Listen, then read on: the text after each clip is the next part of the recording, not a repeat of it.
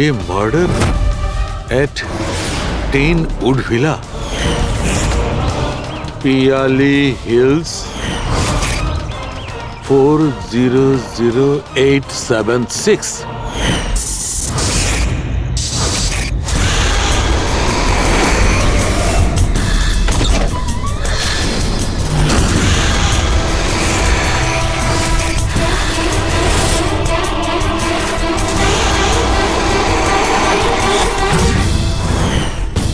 Catch me if you can. এটা সত্যি না মিথ্যে?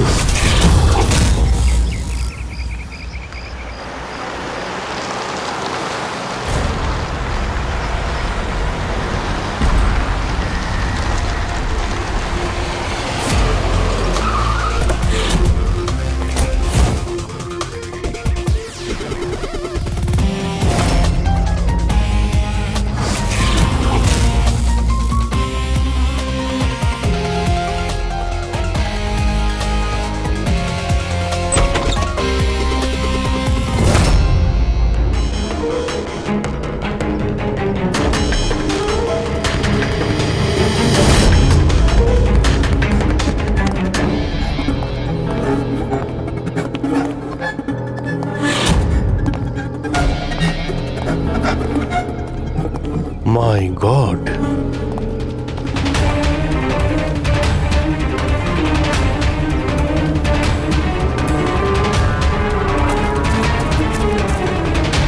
এখানে তো কেউ নেই, না গার্ড না বাংলোর মালিক। পঙ্কজ, আশেপাশে খোঁজ নিয়ে দেখো এই বাংলোর মালিককে। কোনো ইনফরমেশন পেলে আমাকে জানাও। কি নৃশংসভাবে খুন করেছে, সারা শরীর ছুরি দিয়ে ক্ষতবিক্ষত করেছে, তাতেও ওর আশ মিটল না, আঙুলগুলোও কেটে দিয়েছে। এত রক্ত তো এই লাশের শরীরের হতেই পারে না। মানে স্যার? মানেটা হচ্ছে এই পুরবী, যত রক্ত এই ঘরের মধ্যে ছড়িয়ে আছে, এত রক্ত তো একটা মানুষের শরীরে থাকেই না। কোনো কি আইডি পেলে কে এই মেয়েটা? না অভিজিৎ, কিচ্ছু পাইনি। স্যার স্যার এই বাড়ির ওনার রায়না, আর ও আধ ঘন্টার মধ্যে আসছে। ওকে, ঠিক আছে। ততক্ষণ একটা কাজ করি, এখানে আমরা যা কিছু পাচ্ছি, এই ব্লাড, কোনো প্রমাণ, সব নিয়ে চলো, কোনো কিছু মিস না হয়, তাহলে জানা যাবে কি হয়েছিল এখানে।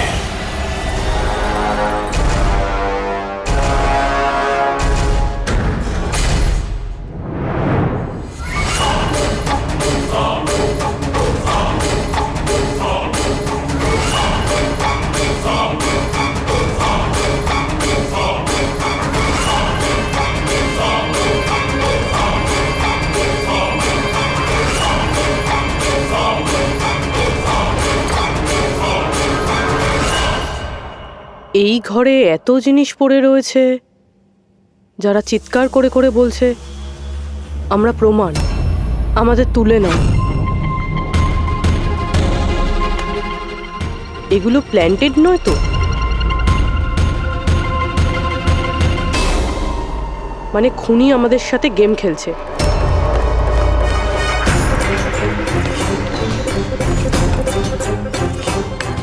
এসব কে করেছে? এসব কে করেছে? What is all this? অদ্ভুত তো স্যার, এ তো আমাদেরকে জিজ্ঞেস করছে কি করে হলো। এত নোংরা করে দিয়েছে, আপনারা পরিষ্কার করতে পারেননি? সে কি স্যার, পরিষ্কার করতে তো আমাদেরই বলছে। দুর্গন্ধ আসছে। এই আমার বাংলায় মহিলা কি করছে? ওই বীরজু, বীরজু কোথায়? বীরজু, বীরজু! লাশ থেকে মানুষ হয় অজ্ঞান হয়ে যায়, না হলে মাথা ঘুরে পড়ে যায়। এর তো কিছুই হলো না। বীরজু, বীরজু, বীরজু, এই বীরজু, বীরজু!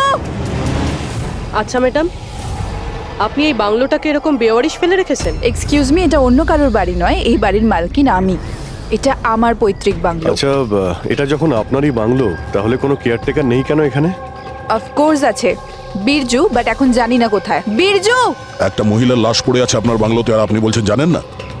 আমি কিছুই জানি না, আর আপনারা প্লিজ এখান থেকে বেরিয়ে যান আর যেতে যেতে সবকিছু পরিষ্কার করে যান। বীরজু!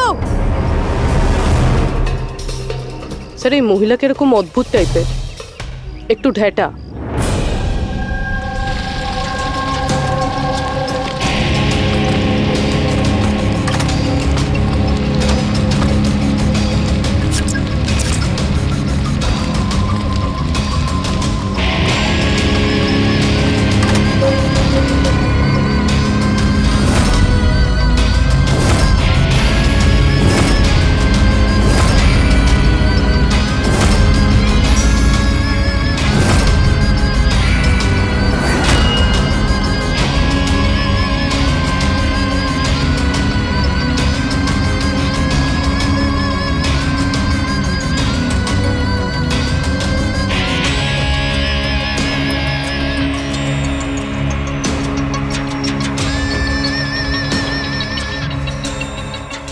একটা কেস আর 18টা প্রমাণ, আর খুনি প্রমাণগুলো এমন ভাবে সাজিয়েছে যে কিছুই বলার নেই। কিন্তু স্যার সমস্যা এটাই হলো যে এর মধ্যে কোনো প্রমাণই আমাদের কোনো কাজের নয়।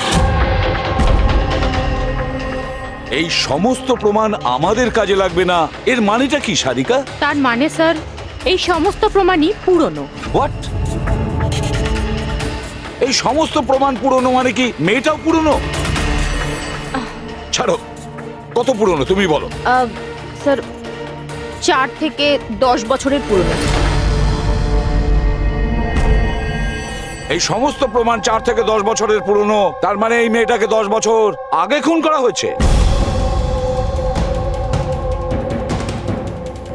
আর কি পাওয়া গেছে প্রমাণ থেকে সেগুলো বলো। এই সমস্ত প্রমাণগুলোতে 20 জন আলাদা মানুষের ডিএনএ পাওয়া গেছে। তার মানে 20 জন আলাদা আলাদা লোক এই প্রমাণগুলোকে ছুঁয়েছে, তাই তো? হ্যাঁ স্যার। তাহলে আঙ্গুলের ছাপ তো নিশ্চয়ই পাওয়া গেছে।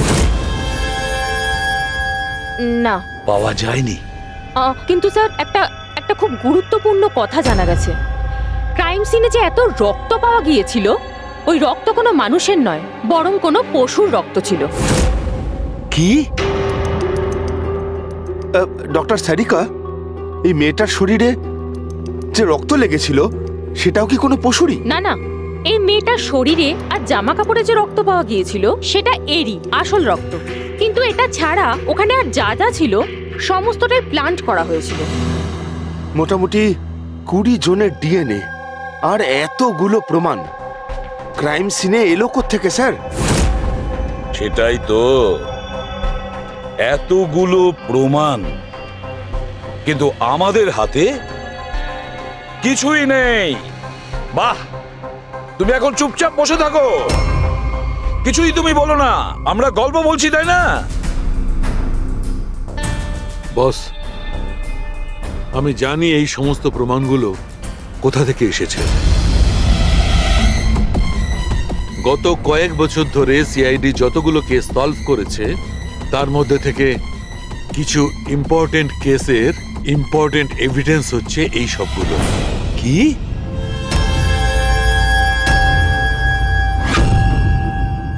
স্যার আমি ওই মহিলা আর তার বাড়ির ব্যাকগ্রাউন্ড সম্পর্কে সব চেক করলাম।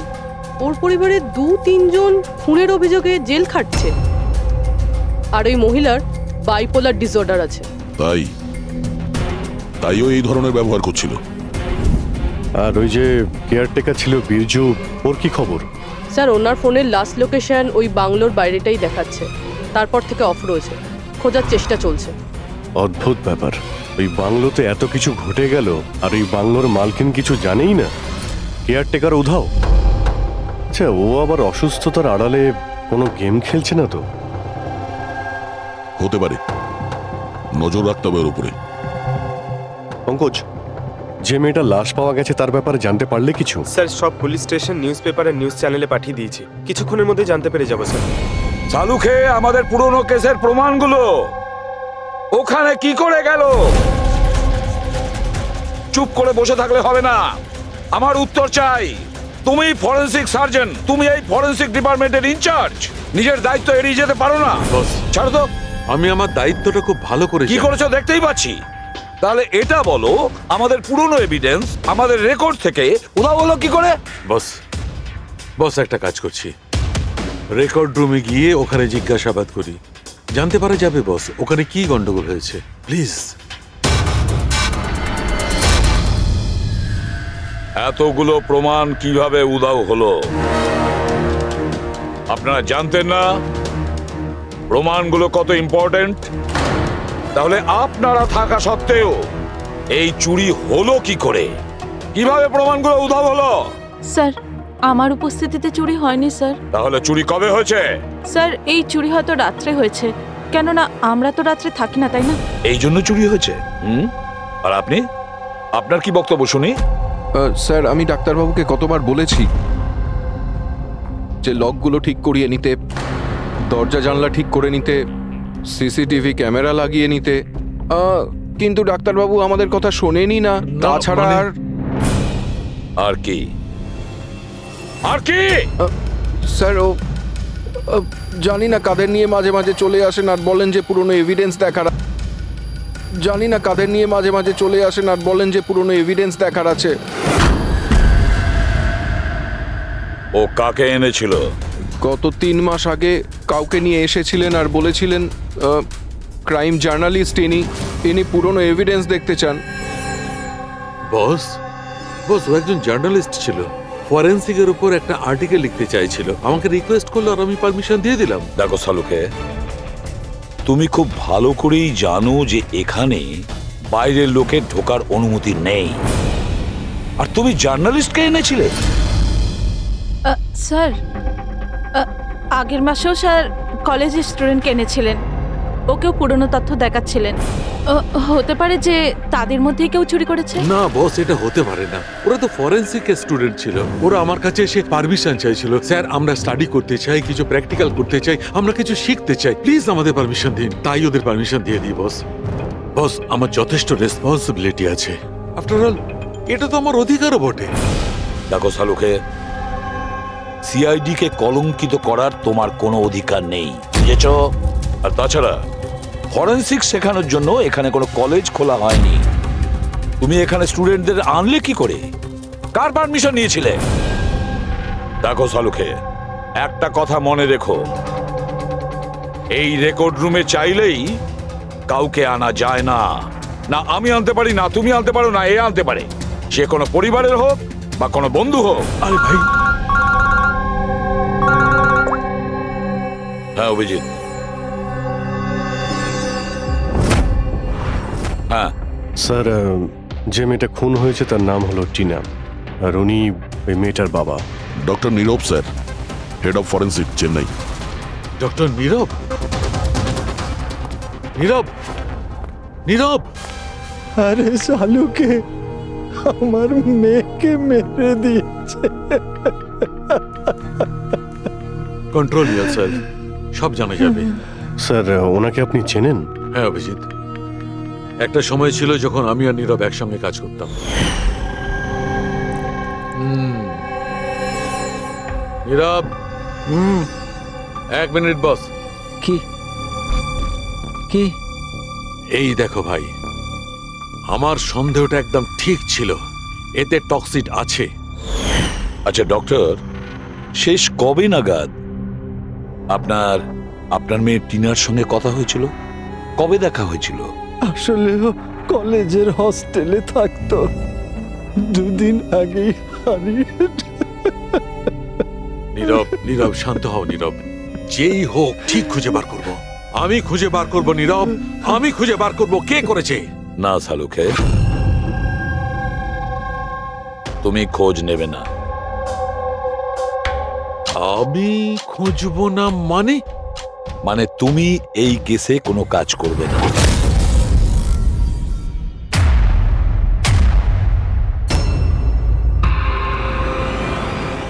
কেন? কারণ তোমার গাফিলতির জন্য ফরেনসিক রেকর্ড রুম থেকে প্রমাণ চুরি হয়ে গেছে। সালুকে, ইউ আর সাসপেন্ডেড যতক্ষণ না কেস সলভ হচ্ছে।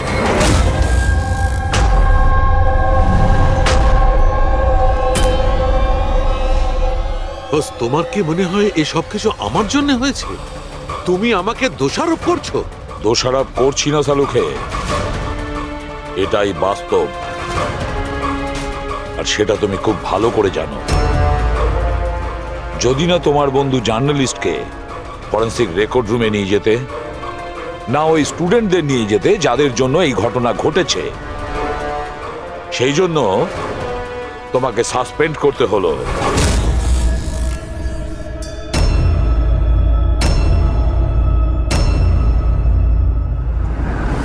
কিন্তু ভাই, নীরবের আমাকে প্রয়োজন আছে, এই কেসটাতে আমার প্রয়োজন আছে, প্লিজ।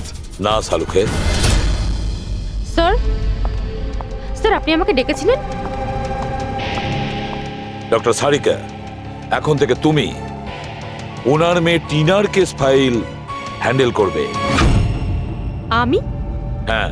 কিন্তু স্যার, দয়া, অভিজিৎ, সালুকের বন্ধু জার্নালিস্ট আর ওই স্টুডেন্টগুলো যারা ফরেন্সিক রেকর্ড রুমে এসেছিল, সবার খুব ভালো করে এনকোয়ারি করো, খুব ভালো করে।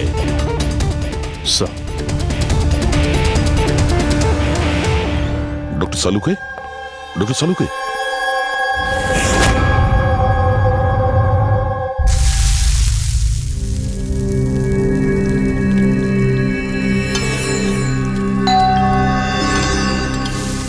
ওই এসে হাজির হয়েছে ওরা দুজন, দয়া আর অভিজিৎ, আমার কাটা খাই নুনে ছিটে দিতে। আমি জানি ওরা কি বলবে, স্যার কিচ্ছু হবে না, আপনার উপর আমাদের পুরো বিশ্বাস আছে, সব ঠিক হয়ে যাবে, ছাই ঠিক হয়ে যাবে। প্রথমে অপমান করে বাইরে বার করে দেবে, তারপর এদের দুজনকে পাঠাবে মলম লাগাতে। যাও যাও, ওকে একটু সান্ত্বনা দিয়ে এসো। দেখ,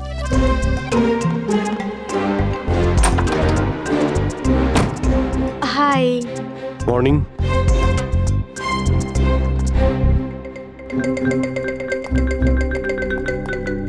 আরে কেন টেনশন নিচ্ছেন স্যার, সব ঠিক হয়ে যাবে। আমাদের আপনার ওপর পুরো বিশ্বাস আছে ডক্টর। আমরা বিশ্বাস করি আপনি কোনো ভুল কাজ করতে পারেন না, কিন্তু কি করব, প্রোটোকল তো ফলো করতেই হবে না। দেখো, তোমাদের থেকে আমি কোনো রকম সহানুভূতি চাই না, আর হ্যাঁ, তোমাদের এসিপি সাহেবের সহানুভূতিরও একদম দরকার নেই। আমি বাচ্চা নই, কাঁদছি না। আমি জানি প্রদ্যুমন নিজের ডিউটি সম্পর্কে খুব সচেতন হওয়া উচিত। গুড। স্যার আমার খুব খারাপ লাগছে, আই এম ভেরি সরি। আপনার সামনে এসিপি স্যার না আমাকে। সারিকা, লজ্জা পাবার কোনো দরকার নেই। তুমি নিজের কাজটা মন দিয়ে করো, প্রত্যেকটা জিনিস মন দিয়ে দেখবে, কোনো না কোনো সূত্র নিশ্চয়ই পাবে। আমরা যা কিছু স্পর্শ করি আমাদের ছাপ রেখে যাই। রিমেম্বার, এভরি কন্ট্যাক্ট লিভস এ ট্রেস বিহাইন্ড। ব্যাস, এই ফর্মুলাটা ফলো করবে। আর হ্যাঁ, যতদিন এই কেসটা সলভ না হয়, প্লিজ এখানে আসবে না। স্যার, আরে আমি জানি আমি নিরপরাধ, আর আমি সেটা প্রমাণ করেই ছাড়ব। ততদিন পর্যন্ত প্লিজ লিভ মি অ্যালোন। তোমরা কেসটা মন দিয়ে করো।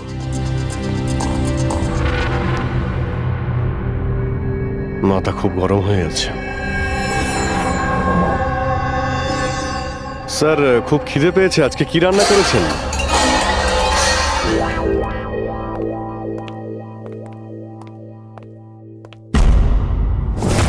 স্যার, হুম, এই জার্নালিস্ট শুনেছি খুবই অভদ্র একটা মানুষ।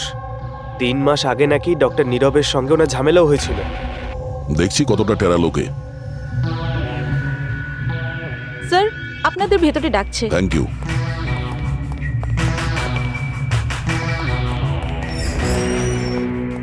আরে বাহ, ভাগ্য আমার, আজ তো সিআইডি টিমের সিনিয়র অফিসার দয়ার সঙ্গে আমার দেখা হয়েই গেল।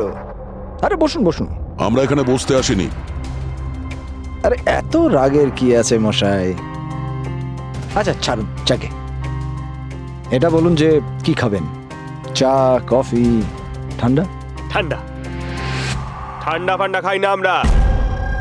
আচ্ছা মিস্টার দয়া, আমি অনেক দিন থেকে সিআইডি টিমের উপর একটা ডকু ড্রামা করার কথা ভাবছিলাম, কিন্তু আমাদের এসিপি স্যারকে পাওয়াই যায় না। আপনি তো জানেন নিশ্চয়ই, সিআইডি আজে বাজে লোককে এন্টারটেন করে না। আপনি সোজা আসল কথায় আসবেন। হ্যাঁ নিশ্চয়ই, 20 বছর ধরে আমি এই প্রফেশনের মধ্যে আছি, সব সময় পয়েন্টেই থাকি। বলুন, সবার প্রথমে কি জানতে চান? ডক্টর নীরবের সঙ্গে ঝগড়ার ব্যাপারে নাকি ফরেন্সিক রেকর্ড উইং এর বেহাল অবস্থার ব্যাপারে? ডক্টর নীরবের সঙ্গে তোমার ঝগড়াটা কি ছিল? না, আমার সাথে ওর কোনো ঝগড়া ছিল না। আমি শুধু ওকে সততার একটা আয়না দেখিয়েছিলাম। ওর খারাপ লাগলো সেটা। তার মানে? মানে হলো, ডক্টর নীরবের কাজের ওপর আমি একটা আর্টিকেল লিখেছিলাম। আমার হিসেবে উনি ফরেন্সিক কাজের জন্য বিশ্বস্ত ছিলেন না, সামান্য ঢিলে ঢালা টাইপের ফরেন্সিক এক্সপার্ট ছিলেন। সেই জন্য তিনি আমার ওপর মানহানির কেস করে দিলেন। খুব অসম্মান হয়েছিল ওনার। আমি ওনার কাছে ক্ষমাও চেয়েছিলাম, কিন্তু এখন ওনার মেয়ের মৃত্যুর খবর শুনে আমার খুব খারাপ লেগেছিল। আর আপনি দুঃখ প্রকাশ করার জন্য এভিডেন্স রুম থেকে এভিডেন্স চুরি করে সেখানে ফেলে দিলেন যেখানে নীরব বাবুর মেয়ে খুন হয়েছিল। আরে দাদা, আমি এটা কেন করতে যাব? আমি কেন পুরনো হার আর রক্তমাখা শাড়ি চুরি করতে যাব? তাহলে তুমি ওই এভিডেন্স উইং এ কি দেখতে গিয়েছিলে? ফরেন্সিক ল্যাব থেকে এভিডেন্স কিভাবে চুরি হয় আমি সেটা দেখতে গেছিলাম। আমি আপনাদের কাজের দুর্বলতা দেখতে গেছিলাম। থাক, এসব যেতে দিন, এগুলো বলার কোনো দরকার নেই। এখন তো আপনারাও সবটা জেনে গেছেন বোধহয়। দেখুন, বেশি বক্তৃতা দেবেন না আপনি। যতটা জিজ্ঞেস করা হচ্ছে ততটার উত্তর দিন, কেন? ব্যাস। যে নিজেদের কথা উঠলো অমনি ঝাল লাগলো? আপনাদের কাছে কি এই কথার উত্তর আছে যে কে কিভাবে ফরেনসিক ল্যাব থেকে জিনিসগুলো চুরি করলো? আমার তো মনে হয় খুনি আপনাদের দুর্বলতাটা দেখাতে চেয়েছে। যাক, ছাড়ুন সেসব। এখন বলুন যে এই সিআইডির ওপর ডকু ড্রামা সিরিজ কবে শুরু হচ্ছে? স্যার, এনাকে বিউরো নিয়ে যাই। মনে হচ্ছে ঠিকঠাক উত্তর উনি ওখানেই দেবেন। তার জন্য অনেক লম্বা চওড়া প্রসেস আছে। আর তাছাড়া প্রমাণও তো থাকতে হবে না, তাই তো দয়া? খুব তাড়াতাড়ি দেখা হবে। প্রসেস পুরো করে সমস্ত এভিডেন্স নিয়ে আসবো, আর তখন কথা বলবো সিআইডির ওপর ডকু ড্রামা বানানোর জন্য। হ্যাঁ,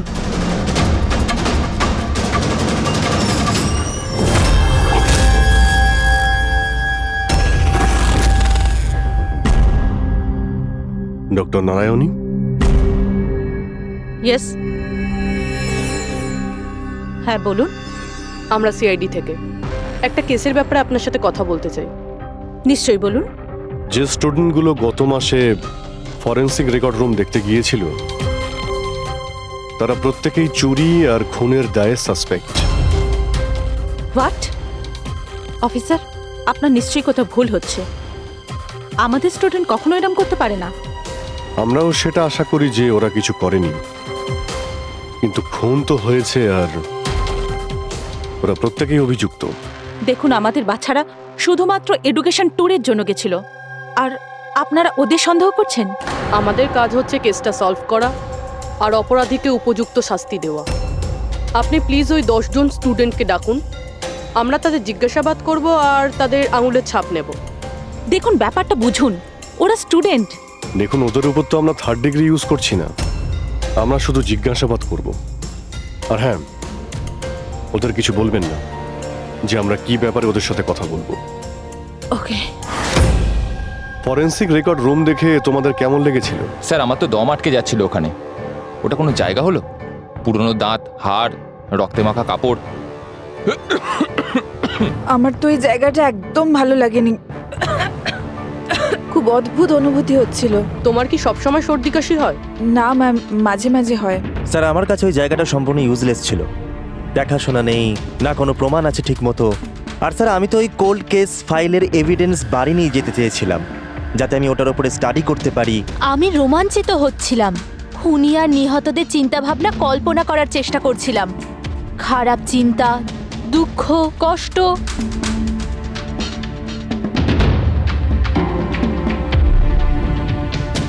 স্যার, এখানে তো 9 জন রয়েছে, একজন নেই।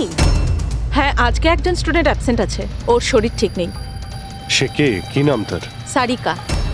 সারিকা? ওর ব্যাপারে পুরো ডিটেলসটা চাই। হ্যাঁ সারিকা, কিছু কি পাওয়া গেল? দেখো আমাদের হাতে কিন্তু সময় নেই। স্যার আমি বারবার চেষ্টা করছি যদি কোনো প্রমাণ হাতে পেয়ে যাই, যাতে সালু খেসার যে নির্দোষ এটা প্রমাণিত হয়। যাই হোক না কেন, কিছু না কিছু তো ঘটেছে। যারা সালুখেকে ফাঁসানোর চেষ্টা করেছে, কে হতে পারে আর কেনই বা সে করছে? স্যার আপনি এটা জানেন, তবুও সালু খেসারকে বের করে দিলেন। সারিকা, আমি সেটাই করেছি যেটা আইনত। না হলে সালুখেকে আমি কি স্যারকে আপনি কি? খুনি খুব বড় ভুল করেছে। কি ভুল স্যার? যখন তোমরা ওখানে গিয়েছিলে, ওই বাড়ির ভেতর ঘুরছিলে, ভেতর থেকে বাইরে, বাইরে থেকে ভেতরে, সব জায়গায় যখন প্রমাণ খুঁজে বার করছিলে, তখন ফেডরিক, তখন তুমি চিহ্ন ছেড়ে যাচ্ছিলে, তোমার হাতের চিহ্ন, পায়ের চিহ্ন, আরো অনেক ছোট ছোট জিনিস, যেগুলো তোমাদের অগোচরেই ঘটছিল। আর খুনি ঠিক একইভাবে ওখানে তার চিহ্ন ছেড়ে গেছে, এমন চিহ্ন যেগুলো আমরা ট্রেস করতে পারি। ট্রেসেবল চিহ্ন? সারিকা, আমরা যা কিছু স্পর্শ করি আমাদের ছাপ রেখে যাই। রিমেম্বার, এভরি কন্ট্যাক্ট লিভস এ ট্রেস বিহাইন্ড। স্যার আমাকে হিন্ট দিয়েছিলেন, কিন্তু আমি বুঝতে পারিনি কেন।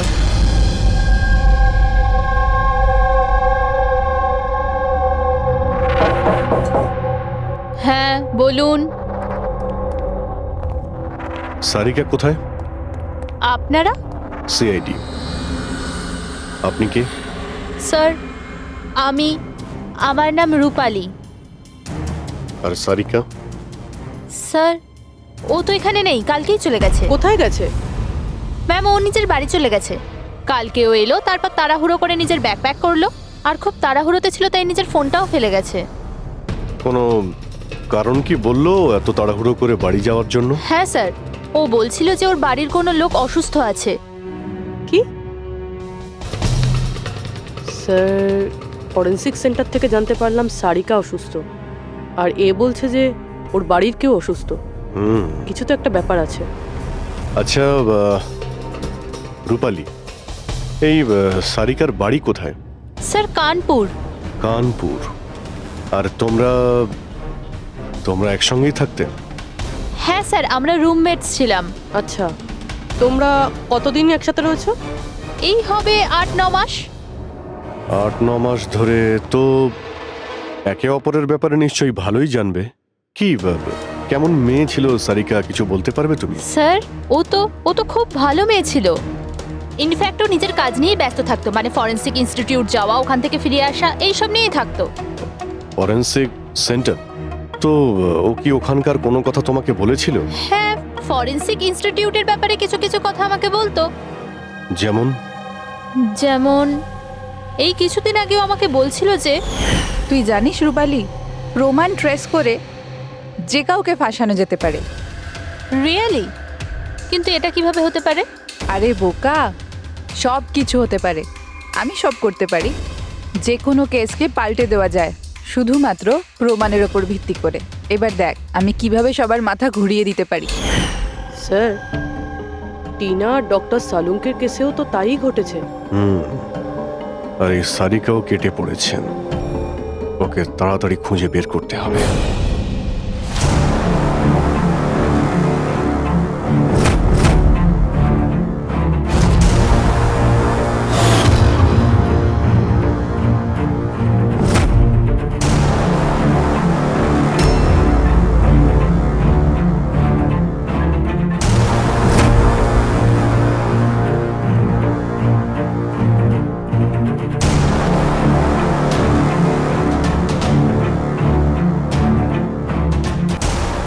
সারিকা, স্যার খুনি যেই হোক না কেন, যে এতগুলো প্রমাণ চুরি করেছে আর ক্রাইম সিনে প্ল্যান্ট করেছে, এটা করার সময় ও নিশ্চয়ই জিনিসগুলোকে ছুঁয়েছে। কিন্তু ডক্টর সারিকা, আপনিই তো বলেছিলেন যে কোনো আঙুলের ছাপই পাওয়া যায়নি, তাহলে এই জিনিসগুলো ধরলো কি করে? আঙুলের তো কোনো ছাপ পাওয়া যায়নি, কিন্তু আমি এটা বলার চেষ্টা করছি যে এত প্রমাণ ও চুরি করেছিল আর ক্রাইম সিনে প্লান্ট করেছিল, এখন এত পরিশ্রম করার পর ওর একটু তো ঘাম হয়েই ছিল। মানে sweat analysis. Exactly, sweat analysis করেছি। আর ওই প্রসিডিয়ারে আমি একটা ডিএনএ পেয়েছি। এই দেখুন, এই ডিএনএ থেকে আমি এটাই জানতে পেরেছি যে এই লোকটার একটা বিশেষ ধরনের রোগ আছে, সিস্টিক ফাইব্রোসিস। এটা কি ধরনের অসুখ? এটা একটা জেনেটিক রোগ পুরবি। এই রোগটার থেকে মানুষের বডি অর্গানস যেমন কিডনি, লাংস, প্যানক্রিয়াস, ইন্টেস্টাইন সব ড্যামেজ হতে থাকে। কিন্তু ডক্টর সারিকা, এই রোগটা চেনা যায় কিভাবে? মানে কোনো সিমটমস তো আছে? সিমটমস আছে। যদি এই রোগটা অনেক বছর ধরে থাকে তাহলে সেই মানুষটার গ্রোথ পুয়ার হয়ে যায়, ফ্যাটি স্টুলস হতে থাকে, শ্বাস নিতে প্রবলেম হয়, খুব কাশি হয়, ইনফ্যাক্ট সাইনাস ইনফেকশন হতে পারে। শ্বাস নিতে কষ্ট আর কাশি। আচ্ছা, তার মানে এরকম পেশেন্টদের নিশ্চয়ই হসপিটালে বারবার যাতায়াত করতে হয়। কনস্ট্যান্ট মনিটরিং এর দরকার হয়। ব্যাস, তাহলে অভিজিৎ, শহরে যতগুলো হসপিটাল আছে সেখানে গিয়ে খোঁজ নাও এই ধরনের রুগী কজন আছে, আর তাদের মধ্যে কি এমন কোনো পেশেন্ট আছে যার আমাদের এই কেসের সঙ্গে কোনো সম্পর্ক আছে।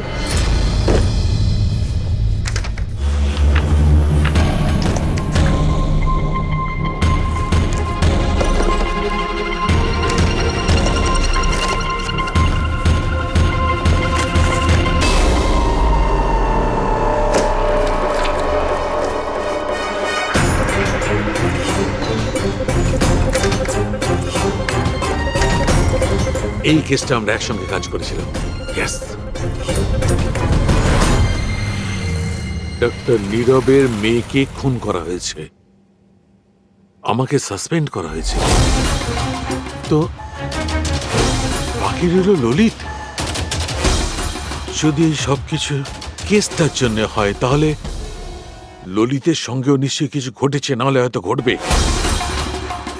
ললিতকে খুঁজতে হবে, কিন্তু এত বছর ধরে ললিতের সঙ্গে কোনো যোগাযোগ নেই, কি করে খুঁজবো? ট্রাই করে দেখি।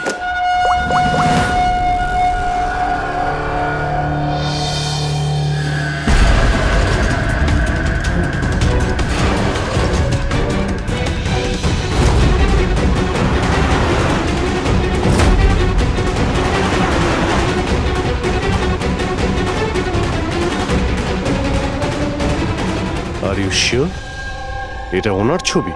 হ্যাঁ স্যার, উনি। আর ওনাকে হসপিটালে 2-3 বার আসতেই হয়। My god, thank you very much. Thank you.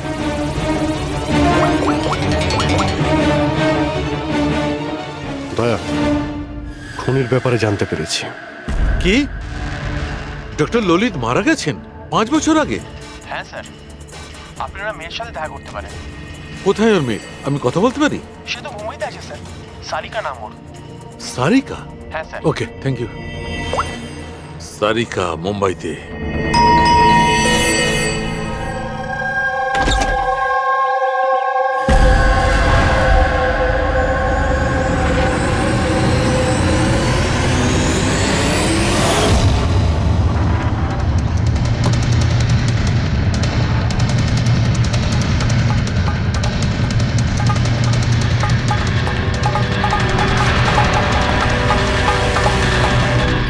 সত্যের খুব কাছেই আছো তুমি।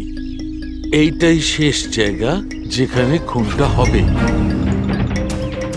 অপেক্ষা করছি তুমি আসবে, ওইখানে যেখান থেকে সব শুরু হয়েছিল 8 বছর আগে।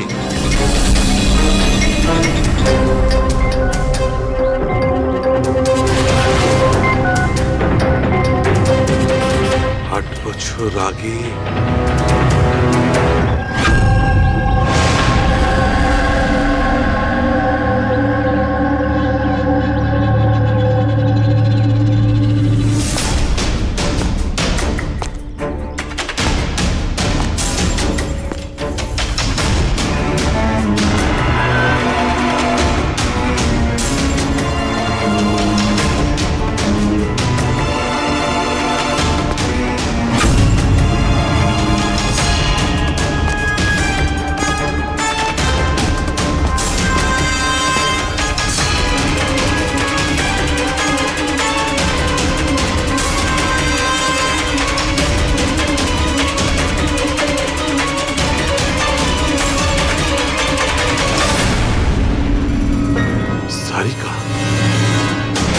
একে কে মারল?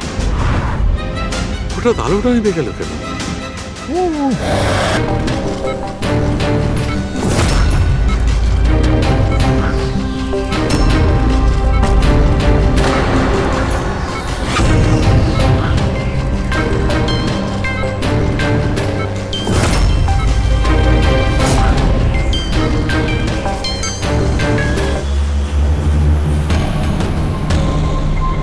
স্যার সালুনকা স্যারের ফোন তো বাজছে, কিন্তু উনি ফোনটা ধরছেন না। উনি আবার বিপদে পড়েননি তো? ডক্টর সালুকের ফোনের লোকেশন এক্ষুনি ট্র্যাক করো, দেখো কোথায় আছে। আর এই খুনিরও।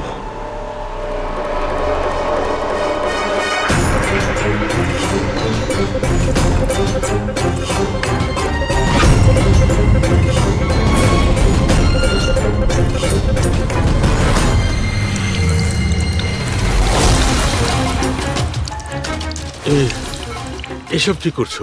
তোমার মৃত্যু আস্তে আস্তে আর খুবই কষ্টদায়ক।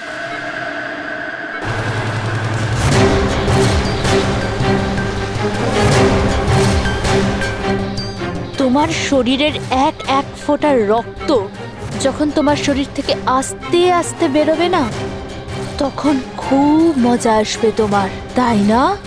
কিন্তু তুমি এসব কেন করছো? নিজের বাবার মৃত্যুর প্রতিশোধ নিচ্ছি। আরে খুনি হচ্ছ তোমরা তিনজন। তোমার বাবা রঘু? হ্যাঁ, রঘু, যাকে তুমি, ডক্টর ললিত আর ডক্টর নীরব মিলে মেরে ফেলেছো। আর তোমাদের জন্য আজ আমার বাবা আমার সাথে নেই। মেরে ফেলেছি? আমরা? কিভাবে? প্রমাণ জোগাড় করে মেরে ফেলেছো। তোমরা প্রমাণ জোগাড় করে আমার বাবাকে ফাঁসির শাস্তি দেয়া করিয়েছো। দেখো দেখো, প্রমাণ জোগাড় করা, শাস্তি দেওয়া, এটা ফরেন্সিকের কাজ। কাজ এটা? নিশ্চয়ই নিশ্চয়ই এটা তোমাদের কাজ, কিন্তু তোমরা আমার ব্যাপারে তো ভাবোনি না। ওই মেয়েটার ব্যাপারে যার থেকে যার বাবাকে ছিনিয়ে নিয়েছো। আমার বাবার মৃত্যুর পরে আমি ডিপ্রেসড হয়ে গিয়েছিলাম। আর এই সব থেকে বেরোনোর পরে আমি ভেবে নিয়েছিলাম, ঠিক করে নিয়েছিলাম যে আমি তোমাদের তিনজনকেই এই মৃত্যুর শাস্তি দিয়ে তারপরেই ছাড়বো। আর এই জন্যই তুমি টিনাকে মেরে ফেলেছো? হ্যাঁ, মেরে ফেলেছি আমি ওকে, কারণ আমি জানতাম ডক্টর ললিত 5 বছর আগেই মরে গেছে। আর পড়ে রইল তুমি আর ডক্টর নীরবের প্রশ্ন। তো আমি জানতাম যে ডক্টর নীরব নিজের মেয়ে টিনাকে খুব বেশি ভালোবাসে। টিনার মরে যাওয়ার পর ও নিজেই নিজেকে মেরে ফেলবে। আর তুমি, আর পড়ে রইল তোমার প্রশ্ন, তুমি তোমার ফরেনসিক অফিসকে খুব ভালোবাসো। যখন ওখান থেকে তোমাকে ধাক্কা মেরে অপমান করে বার করে দেবে, তখন তো তুমি নিজেকেই নিজে মেরে ফেলবে। কিন্তু সারিকা তোমার কি ক্ষতি করেছিল?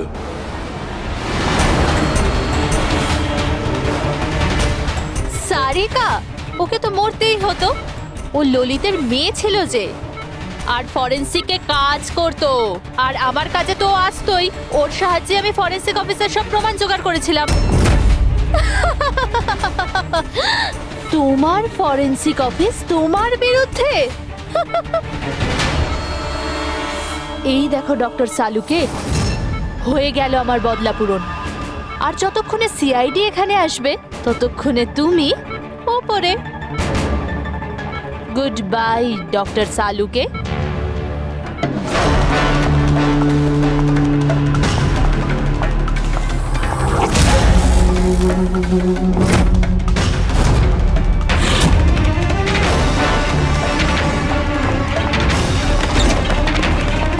রূপালী, খেলা শেষ তোমার। আমার খেলা শেষ নাকি সালুকের? বাঁচাতে পারবে তো তোমরা? তো বাঁচিয়ে নাও। রক্তের ঋণ তো চাপিয়ে দিলে বস আমার উপর। রক্তের ঋণ তো চাপাইনি আমি তোমার ওপর, আমি তো বরং তোমার ঋণ শোধ করলাম। অপরাধীদের শাস্তি দিতে সাহায্য করেছিলে, সেই ঋণ এবার শোধ করে দিলাম। আচ্ছা শোনো, অনেক রেস্ট হয়েছে, এবার কাজে লেগে পড়ো। তাড়াতাড়ি সুস্থ হয়ে উঠুন। সারিকা একা লাশগুলোর সঙ্গে কথা বলছে। ওহো, সারিকা? ও অভিজিৎ তো তোমার খুব প্রশংসা করছে। দেখো ভাই, এখন 1 সপ্তাহ তো আমি এখান থেকে নড়ছি না বস।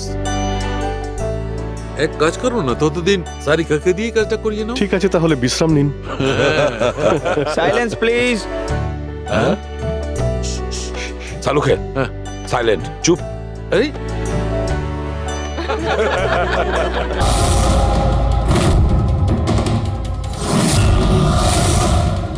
এই অজিতটা কে? 12 বছর আগে আমাদের পাড়াতেই থাকতো, আর আর বাচ্চাদের তুলে নিয়ে চলে যেত। ওই হবে, নিশ্চয়ই ওই হবে। আপনি এখনই বললেন যে খুনির মাথাই ছিল না, তাহলে আপনি কি করে চিনলেন যে ওই অজিত? কারণ ও গলা কাটা খুনিটা অজিতের মতোই জামা কাপড় পরেছিল, কালো প্যান্ট, লম্বা একটা জ্যাকেট আর মাথায় টুপি, আর আর চকমকে জুতোটাও, আর ওর হাতে ওই অজিতের মতোই অস্ত্রটা ছিল। আচ্ছা, এই অজিতের ব্যাপারটা কি? স্যার, পেশায় তো উনি ছুরি কাটারি বানানোর কাজ করতেন। খুব ভয়ঙ্কর লোক ছিলেন উনি। তার উপর 5টা বাচ্চাকে উধাও করে দিয়েছিলেন। উনি তো আমার ছেলে সানিকেও কিডন্যাপ করার চেষ্টা করেছিলেন। তবে এটাই ভালো হয়েছিল যে পুলিশ এসে ওনাকে হাতে নাতে ধরে ফেলেছিলেন, এই পাশে সমিল থেকেই। আমি বলছি না এখান থেকে চলে যাও, নইলে এক্ষুনি বাচ্চার প্রাণ নিয়ে নেবো। আমি তোর কাছে নিচে নাও বাচ্চাটাকে। আমার সাথে চালাকি বেশি করবি না, নইলে এই বাচ্চাটার মাথাটাকে 2 টুকরো করবো নাকি। পিস্তল নিচে, পিস্তল নিচে রাখ। হ্যাঁ, রাখছি রাখছি, হ্যাঁ রাখছি রাখছি।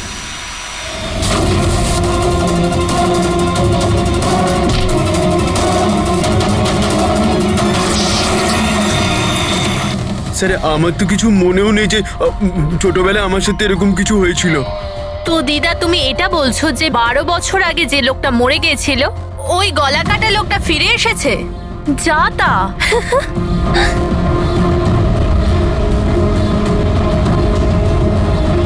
সুপর্ণা দেবী, কোনো মারা যাওয়া লোক আবার কিভাবে ফিরে আসে? কিভাবে ফিরে আসে? হ্যাঁ, ঈশা বেবিকে কেউ তুলে নিয়ে গেছে।